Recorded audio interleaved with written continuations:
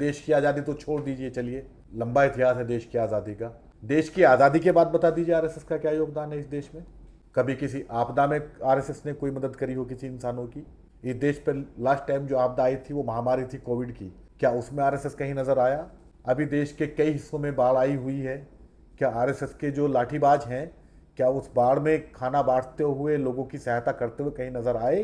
हाँ, नए नए मुद्दे गढ़ने में कि किस तरीके से माइनॉरिटी को सताना है, किस तरीके से इस देश की राष्ट्रीय एकता, किस तरीके से इस देश के जो आपसी सौहार्द है, किस तरीके से जो देश की हिंदू मुस्लिम की एकता है, इसके बीच में किस तरीके से खाई पैदा करनी है, ये आरएसएस का योगदान है। आरएसएस के एक डॉक्टर प्रदीप कुलकर हैं, डीआरडीओ में साइंटिस्ट थे, उनका पता कीजिए आज कहाँ है वो देश के खिलाफ जासूसी करने में जेल में है।